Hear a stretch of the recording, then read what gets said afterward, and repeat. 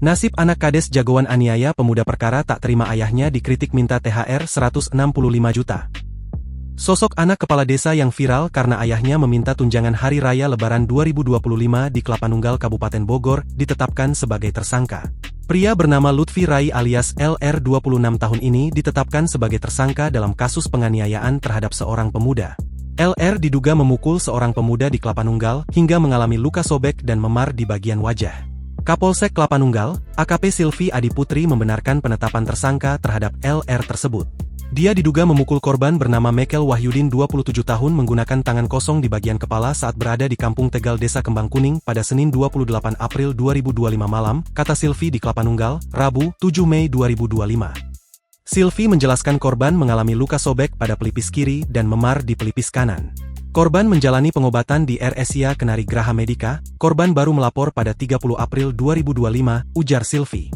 Setelah melakukan pemeriksaan saksi-saksi dan gelar perkara, Polsek Klapanunggal menetapkan LR sebagai tersangka pada Senin, 5 Mei 2025. Tersangka LR dijerat dengan pasal 351 KUHP tentang penganiayaan dengan ancaman hukuman maksimal 5 tahun penjara. Kami tetap menjalankan proses sesuai prosedur sambil menunggu update pengajuan permohonan restoratif justice yang diajukan pelapor atau korban, tegas Silvi. Sebagai informasi, beberapa waktu lalu sempat ramai video di media sosial soal penganiayaan yang terjadi di Kecamatan Klapanunggal. Setelah diusut, pelaku ternyata anak dari Kades Klapanunggal, Ade Endang Saripudin yang pernah viral meminta THR Lebaran 165 juta rupiah ke perusahaan pada Maret 2025 lalu. Tampak dalam video yang beredar, putra dari kepala desa itu mendatangi rumah korban dengan mengenakan kaos hitam dan topi.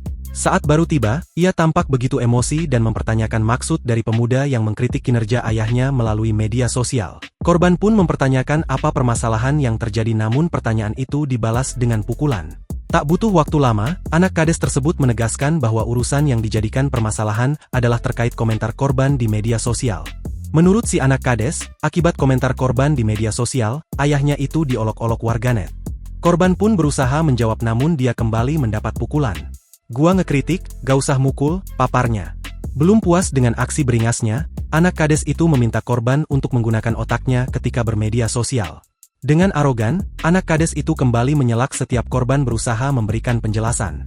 Tak sampai di situ, ia juga beberapa kali melayangkan pukulan ke arah wajah dan tubuh remaja di depannya sembari menarik pakaian korban. Atas kejadian tersebut, korban pun telah melaporkan pelaku dan melakukan visum.